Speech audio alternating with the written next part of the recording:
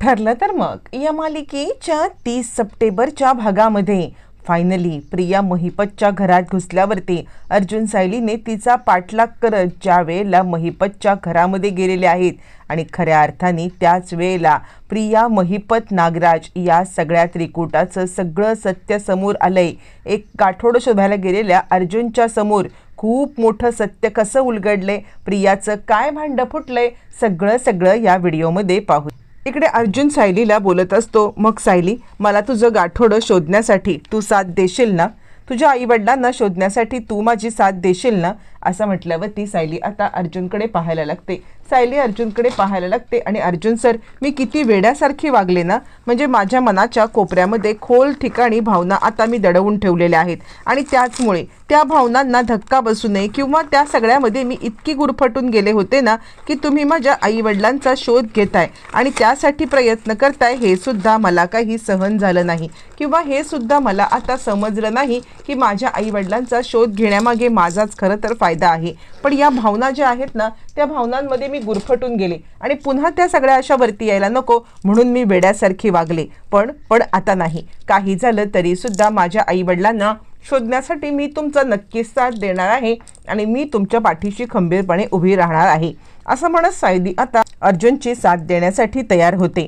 आणि त्याचा हातात हात घेते। आता आपण दोघं मिळून माझ्या आईवडिलांचा शोध पूर्ण करायचा आहे असं म्हणते। मी तुमची साथ देणार आहे, काही झालं तरी सुद्धा माझ्या आईवडिलांना शोधण्यासाठी मी तुमची साथ देणार आणि या सगळ्यामध्ये आता मागे वळून पाहायचं नाहीये। कितीही संकट आली तरी सुद्धा आईवडिलांना माझ्या शोधायचंय।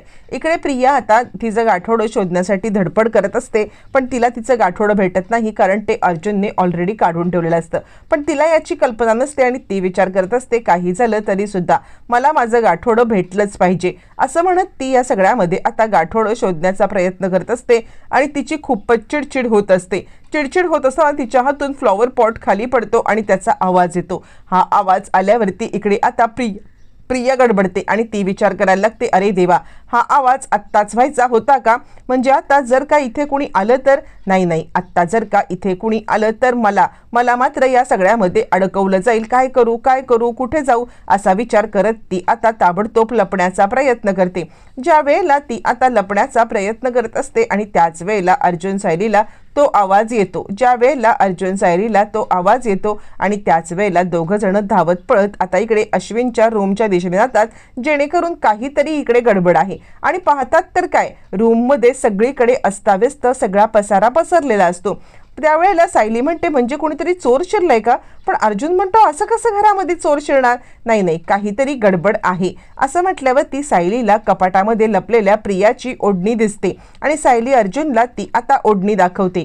ज्या वेळेला सायली अर्जुनला ती ओढणी दाखवते त्यावेळेला अर्जुन आता लगेचच जाऊन ते कपाट उघडणार असतो। अर्जुन जाऊन कपाट उघडणार तर आता सायली सांगायला लागते, थांबा अर्जुन सर, अशा पद्धतीने कपाट उघडायचं नाहीये, थांबा असं म्हणत ती त्याला खूण करते आणि खूण करून त्याला आता सांगायला लागते, चला आत्ताच्या आत्ता आपण इथून बाहेर जाऊया, कारण कसं आहे ना तिकडे गेटच्या तिकडे बघूया, गेटच्या तिकडे जर का आपण गेलो तर आपल्याला समजेल की कदाचित तो आता गुंड गेटच्या दिशेने गेला असेल तर चोरतो, म्हणून आपण गेटच्या दिशेने जाऊया असं म्हणत सायली प्रियाला ऐकू जाईल इतक्या आवाजामध्ये हे सगळं बोलते, जेणेकरून प्रिया आता तिकडून बाहेर येईल आणि स्वतःच आणि सायलीची युक्ती आता कामी येते, कारण प्रिया कशी वागेल, कोणत्या परिस्थितीमध्ये काय करू शकेल हे फक्त आणि फक्त सायली अचूक पद्धतीने जाणत असते। म्हणून आता ज्या वेळेला सायली नाटक करते त्यावेळेला प्रिया पटकन आता बाहेर येते आणि अर्जुन सायली तिला रंगे हात पकडते आणि त्यावरती सायली म्हणायला लागते, काय ग इथे काय करतेयस, म्हणजे आता चोरासारखी इथे का आलेली आहेस।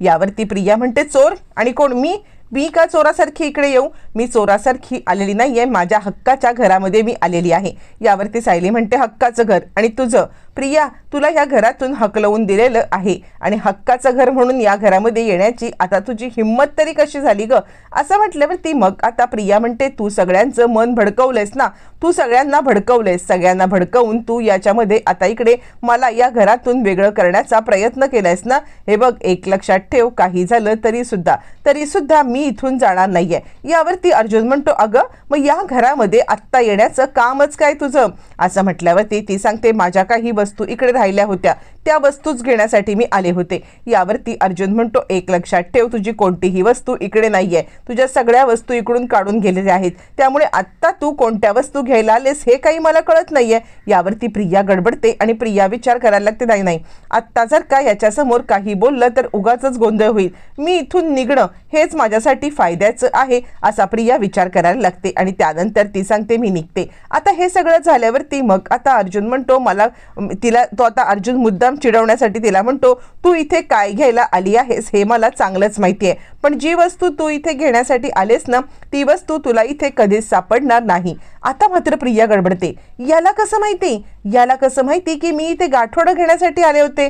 नाही नाही, काहीतरी गडबड आहे असं म्हणत लगेचच आता इकडे ती बोलायला लागते. बरं, हे सगळं चालू असताना प्रिया विचार करते, माझ्या गाठोड्याच्या बद्दल ह्याला कसं माहिती? म्हणजे हे जर का गाठोड्याबद्दल हा बोलतोय तर गाठोडे ह्याने घेतलंय, पण हा माझं गाठोडं घेऊन काय करणार? आणि प्रिया अर्जुनच्या एका वाक्याने इतकी घाबरते की तिकडून निघून जाते. सायलीला मात्र हा संवाद काही कळत नाही. सायलीला कळत नाही की अर्जुन सर कोणत्या गाठोड्याबद्दल, म्हणजे अर्जुन सर कोणत्या वस्तूबद्दल बोलतायत आणि कोणत्या वस्तूबद्दल बोलून आता अर्जुन सर तिला या सगळ्यामध्ये अडकवतायत हे सायलीला काही कळत नसतं. मग आता प्रिया निघून गेल्यावर ती सायली म्हणते, काय हो, तुम्ही कशाबद्दल बोलत होतात? काय बोलत होतात? कसली वस्तू? ती काय घ्यायला आली आहे? यावरती मग आता अर्जुन म्हणतो, मी तुला सांगितलं नाही, पण प्रियाकडे गाठोडा आहे. म्हणजे तुम्ही आश्रमात आल्यापासून ज्या ज्या गोष्टी तुमच्याकडे होत्या त्या गोष्टी मधुभाऊंनी एका गाठोड्यात ठेवल्या होत्या आणि त्या गाठोड्यावरती प्रत्येकाचं नाव सुद्धा टाकलं होतं. आणि तसंच तुझं सुद्धा एक गाठोडं आहे, तुझं गाठोडं आहे आणि त्याचप्रमाणे प्रिया आणि बाकी इतर लोकांची सुद्धा आता गाठोडी आहेत असं म्हटल्यावर ती सायली म्हणते, हो मला माहिती आहे की माझं गाठोडं आहे, पण या सगळ्यामध्ये आता मी माझं गाठोडं आत्तापर्यंत कधीच पाहिलं नाहीये.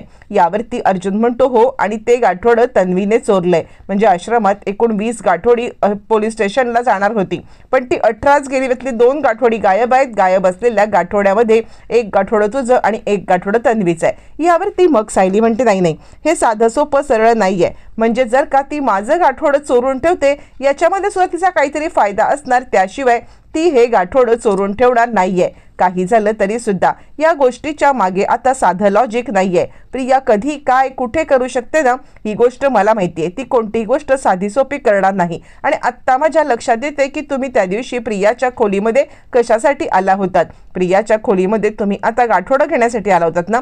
यावरती अर्जुन म्हणतो, हो, मी या खोलीमध्ये गाठोडं घ्यायला आलो होतं, पण हे गाठोडं मी तुझं घ्यायला आलो होतो, पण मला तुझं गाठोडं सापडलंच नाही. मला इथे गाठोडं सापडलं ते म्हणजे तन्वीचं, पण मला हे कळत नाहीये ते गाठोडं इथे लपवणं किंवा तुझं गाठोडं चोरणं या सगळ्यामध्ये तिचा हेतू तरी काय असणार? सायली म्हणते, मला पण काहीच कळत नाहीये की या सगळ्यामध्ये तिचा हेतू काय असू शकतो, ती हे सगळं का करू शकते. मला खरंच या गोष्टीची खूप खंत वाटत आहे की हे सगळं काय चाललंय, पण मला आता या सगळ्यामध्ये प्रियाचा शोध घ्यायलाच पाहिजे. अर्जुन म्हणतो, तेच तर, ती हे सगळं का करायला आली होती? यावरती सायली म्हणते, या सगळ्यामध्ये सुद्धा आता काहीतरी तिचं लॉजिक असणारच आहे. इकडे तोपर्यंत महिपत पाटील हवालदारांना कॉल करतो आणि काय झालं, त्या बाईचा शोध लागला की नाही? तुम्हाला हवालदार असून एका बाईचा शोध घेणं जमत नाहीये? काय चाललंय काय तुमचं? असं म्हटल्यावर तो म्हणतो, नाही सर, अहो आजचा 1 दिवस मुदत द्या. या आजच्या 1 दिवसामध्ये काही झालं तरी सुद्धा मी मात्र आता लगेचच त्या बाईचा शोध घेतोय आणि तुमच्यापर्यंत त्या बाईला पोहोचवते, चिंता करू नका. असं म्हटल्यावर इकडे महिपत चिडतोळी, काय चाललंय काय तुझं? किती दिवस अजून लागणार आहेत ते काही नाहीये, लवकरात लवकर त्या बाईचा शोध घेऊन मला पोचव, मला लवकरात लवकर पुढचं काम करायचंय. इकडे अर्जुन सायली आपल्या रूममध्ये येतात आणि मग अर्जुन म्हणतो, हे बघ, हे जे गाठोडं मला आता प्रियाचं सापडले ना, पण त्यात मला फारसा काही सिग्निफिकन्स सापडलेला नाहीये किंवा मला फारसं काही यातलं सापडलं म्हणजे क्लू सापडला नाही, पण कदाचित तू जर का हे गाठोडं बघशील ना तर तुला ह्याच्यामध्ये दडलेला क्लू किंवा काहीतरी वेगळी माहिती नक्कीच वेगळ्या अँगलने सापडेल. असं म्हणत असताना सायली ते गाठोडं हातात घेते. प्रिया आता घरी येते आणि काय करू, अर्जुनकडे ते गाठोडं असेल तर सायलीचं गाठोड म्हणजे माझं स्वतःचं गाठोडं जे महिपतकडे आहे किमान ते तरी काहीतरी करायला पाहिजे ना, असा ती विचार करत असते. इकडे आता सायली ते गाठोडं आपल्या हातात घेते. गाठोडं हातात घेऊन सायली ते पाहायला लागते. इकडे प्रिया चांगली चिडलेली असते आणि रागारागात वस्तू फेकत असताना नागराज येतो आणि नागराज म्हणायला लागतो, काय ग प्रिया, म्हणजे तू इतकी हायपर होण्याचं कारण तरी काय? यावरती प्रिया त्याचा कॉलर पकडते आणि तू तू तू मुद्दाम केलंस ना हे सगळं? म्हणजे आता तुला माहिती होतं की त्या घरामध्ये अर्जुन सायली आहेत. यावरती मग आता नागराज म्हणतो, अच्छा म्हणून तुझी तनतनले का? तुला तिकडे काहीच सापडलं नाही जी शोधायला गेली होतीस ती? यावरती प्रिया चिडते आणि नागोबा तुला माहिती होतं ना की अर्जुन सायली कुठेच गेलेले नाही आहेत, ते घरातच आहेत आणि म्हणून मला मुद्दाम तिकडे तोंडघशी पाडायला पाठवलंस ना? यावरती आता इकडे चिडलेला नागराज विचार करतो, नाही नाही ही प्रिया जरा अतिच झाले. म्हणजे तुम्ही वरून तू वरती डायरेक्ट आली आणि डायरेक्ट तू वरती येऊन आता मला इकडे ही धमकी देते. नाही नाही हे सगळं महाभयंकर आहे असं आता तो विचार करत असतो.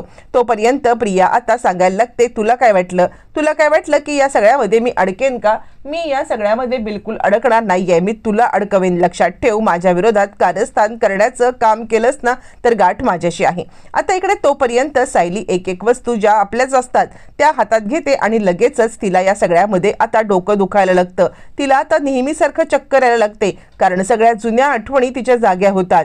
ती बाहुली, ते खेळणं, ते कपडे, त्या बांगड्या, हे सगळं तिचं असतं. छोटी पर्स, हे सगळं छोट्यापणीचा फोटो, तो फोटो पण तिच्या आता लक्षात येतं आणि काहीतरी गडबड आहे हे तिला समजतं. बरं, हे सगळं चालू असताना एक एक वस्तू ती आता हातात घेते आणि सगळ्यात महत्त्वाचं म्हणजे अर्जुनने तिला दिलेलं ते खेळणं तिच्या हातामध्ये ती घेते आणि ते खेळणं हातामध्ये घेतल्यावरती मग आता तिला त्या जुन्या आठवणी जाग्या होतात आणि सगळ्या जुन्या आठवणी जाग्या झाल्यावरती मग मात्र आता इकडे सायलीला चक्कर यायला लागते आणि सायली आता डोक्याला हात लावते. कशा पद्धतीने आता इकडे कारचा अपघात झाला, कारच्या बाबतीत जे काही घडलं ते सगळं आता तिला आठवत असतं आणि या सगळ्यामध्ये तिला आता जुन्या आठवणींच्यामुळे तिला पुन्हा त्रास व्हायला लागतो. ती दोन्ही हातांनी आपलं डोकं दाबून धरते आणि आता दोन्ही हातांनी आपलं डोकं दाबून धरल्यावरती मग या सगळ्यामध्ये ती आता घाबरी होते. तिचा श्वास अडकल्यावरती आता इकडे ती खूपच अस्वस्थ होते आणि हे सगळं चालू असताना अर्जुन आता सांगतो, ठेवून दे, तुझं नेहमीच आहे. म्हणजे आश्रमातल्या जुन्या आठवणी तुला मिळाल्या की तू सगळ्यासोबत कनेक्ट करतेस आणि या सगळ्यासोबत कनेक्ट करतेस स्वतःचा भूतकाळ आणि म्हणून तुला त्रास होतो. हे ठेव सगळं बाजूला, नको बघूस तू त्या आठवणी. असं म्हटल्यावरती आता इकडे सौमित्र इकडे आता अर्जुन सायलीकडून ते काठोडं काढून घेतो आणि त्यानंतर मग आता तिला या सगळ्यामध्ये इकडे शांत करण्याचा प्रयत्न करतो. इकडे नागराज भलताच चिडलेला असतो. म्हणजे ह्या प्रियाची एवढी मजल गेली की मला तू हे करून हाक मारते का? नाही, आता महिपतला सांगून काही झालं तरी सुद्धा या प्रियाचा खेळ जोपर्यंत मी खतम करत नाहीये तोपर्यंत या प्रियाला आता इकडे मी सोडणार नाही म्हणजे नाही. काही झालं तरी सुद्धा या सगळ्यामध्ये प्रिया आता अडकलीच पाहिजे. आता महिपतला सांगायला पाहिजे, बाद झालं या प्रियाचा आता इकडे खोटारडेपणा आपल्याला समोर आणलाच पाहिजे असं म्हणत तो आता इकडे खूप विचार करतो आणि प्रियाने तागोबाला डिवचून खूप मोठी चूक केलेली असते. आणि तोपर्यंत इकडे आता सायली अर्जुनकडे येते आणि ती सांगायला लागते, खरं सांगू का तर लहानपणीचं काहीतरी आहे. म्हणजे तुम्हाला माहित नसेल पण मी कारमध्ये बसले ना तरी सुद्धा मला आता खूपच भीती वाटायची. कारमध्ये नुसतं आता जरी मी बसले त्याच्या स्पीडची कारमध्ये बसण्याची मला भीती वाटायची. का वाटायची मला खरंच माहिती नाहीये. यावरती अर्जुन म्हणतो, मला माहिती आहे की तुझा लहानपणीचा काहीतरी ट्रॉमा आहे, जो ट्रॉमा तुला आठवत नाहीये पण तुला तो त्रास देतोय. यावरती सायली म्हणते, आता मला असा विचार येतोय की मी जर का आत्ता हे ज्या वेळेला गाठोडं पाहिलं त्यावेळेला मी जशी हायपर झाले तशी प्रत्येक वेळेला जर मी हायपर झाले तर आता माझ्या लहानपणीची एखादी गोष्ट जी गोष्ट आता इकडे माझ्या समोर येईल पण तरी सुद्धा आता इकडे मी मात्र या सगळ्यामध्ये आता ती गोष्ट मिस करेन, बघू शकणार नाही. म्हणून मी ठरवलंय की या ट्रॉमावरती मात करायची आणि या ट्रॉमावरती मात करून माझ्या लहानपण शोधण्यासाठी आता मला स्ट्रॉंग व्हायला पाहिजे. असं म्हटल्यावरती आता इकडे लगेचच अर्जुन म्हणतो, तू जर का स्वतःवरून ठरवलेलं आहेस ना की या सगळ्यामधून ओव्हरकम करायचं तर मात्र आता मी तुझी या सगळ्यामध्ये मदत करणार. तुझा माझ्यावरती विश्वास आहे ना? यावरती सायली सांगायला लागते, हो माझा तुमच्यावरती 100% विश्वास आहे. तुम्ही जे काही कराल ना ते माझ्या भल्यासाठीच कराल. आता म्हटल्यावरती मग आता अर्जुन म्हणतो, हे बघ मी तुझ्या सोबत आहे. काहीही झालं तरी सुद्धा आता इकडे मी तुझ्या सोबत असणार आहे या ट्रॉमामधून तुला बाहेर काढायला. पण आता आपल्याला गप्प बसून चालणार नाही. काही झालं तरी सुद्धा आपल्याला जे काही आता प्रियाने तुझं गाठोडं चोरलंय, का चोरलंय, काय केलंय या सत्याचा शोध घेतला पाहिजे. पण तसा आपल्याकडे काही पुरावा सापडलेला नाहीये. यावरती सायली सांगते, तुम्हाला सापडला नसला, पण मी तुमच्या सोबत असले तर तुम्हाला नक्की पुरावा सापडेल, कारण मी इतके वर्ष प्रियाला ओळखते आहे. प्रियाची नस आणि नस मला माहिती आहे. प्रिया कधी कुठे काय कोणती मूव घेऊ शकते हे माझ्याशिवाय दुसरं कोणी सांगू शकत नाहीये, आणि त्यामुळे या शोध प्रकरणामध्ये माझी तुम्हाला खूप मोठी मदत होणार आहे. प्रियाला इतकं घाबरवायचं की घाबरून ती आता स्वतःच काहीतरी चूक करेल आणि त्या चुकीचा आधार घेत आपण आता आपला फायदा करून घ्यायचा. असं म्हटल्यावरती अर्जुन म्हणायला लागतो, तुझं म्हणणं बरोबर आहे, पण तुला नक्की एक्झॅक्टली काय म्हणायचंय? यावरती सायली सांगते, तुम्हाला जर का माझं गाठोडं हवं असेल तर आता आपण जी युक्ती करायची आहे ती युक्ती मी तुम्हाला सांगते. आणि सायली आता खूप मोठी प्लॅनिंग करते. आतापर्यंत कधीच सायलीने असं प्लॅनिंग केलेलं नसेल प्रियाला अडकवायला. आणि त्यानंतर अर्जुनला काहीच कळत नाही सायली बोलते तरी काय, पण ज्या वेळेला सायली अर्जुनला एक्सप्लेन करून सांगते की प्रियाला घाबरवायचं कसं आणि तिच्याकडून सत्य काढून घ्यायचं कसं, अर्जुनला खूपच आनंद होतो आणि त्याला सगळ्या सत्याचा उलगडा तर झालेलाच असतो. तोपर्यंत मग आता अर्जुन प्रियाला कॉल करतो. हा सायलीचा प्लॅन असतो प्रेक्षकांनो. इकडे अर्जुन प्रियाला कॉल करतो आणि आता तू काय गोष्ट कुठे ठेवलेली आहेस, तू हे सगळं सायलीचं गाठोडं कुठे ठेवलेस हे सगळं मला माहिती आहे. आता तिकडून ते सुद्धा गाठोडं काढून घ्यायची वेळ आलेली आहे. असं म्हणत अर्जुन तिला इतकं घाबरवतो की आता लगेचच प्रिया निघालेली आहे महिपतच्या घरी, आणि अर्जुन आणि सायली हे दोघं जण आता इकडे आलेले आहेत रविराजांच्या घरी. सायली म्हणते, का बरं आपण कुठे चाललोय? यावरती अर्जुन म्हणतो, आपण आता रविराज काकांच्या घरी चाललोय. आणि त्या बाहेरूनच तो तिला कॉल करतो. कॉल करून तिला, आता तुझं गाठोडं कुठे आहे सायलीचं हे मला माहिती आहे असं म्हटल्यावरती मग आता प्रिया बाहेर पडते आणि थेट महिपतच्या घरी जायला निघते. तिच्या गाडीचा पाठलाग करत अर्जुन सुद्धा तिच्या घरी जातो आणि त्यावरती अर्जुन आणि सायली यांना धक्का बसतो. ज्या वेळेला प्रिया महिपतच्या घरी गाडी थांबवते आणि सायली म्हणते, ही महिपतच्या घरी काय करते? यावरती अर्जुन म्हणतो, काहीतरी गडबड आहे. म्हणजे महिपत शिकरेचा याच्याशी काय संबंध? तुझं गाठोडं आणि महिपत शिकरे यांचा काहीतरी संबंध आहे, मला सुद्धा आतमध्ये जावं लागेल असं म्हणत अर्जुन आता आतमध्ये एंट्री करतो. ज्या वेळेला अर्जुन आतमध्ये एंट्री करतो आणि त्याच वेळेला अर्जुनच्या समोर आलेलं महाभयंकर सत्य आता प्रेक्षकांनो खूप मोठ्या कालांतराने समोर आलेलं आहे. प्रिया महिपतच्या इथे का आले, सायलीचं गाठोड्याचं सत्य काय आहे हे सत्य ज्या वेळेला अर्जुनला समजणार त्यावेळेला मालिका एका रंजक वळणावरती येणार आहे.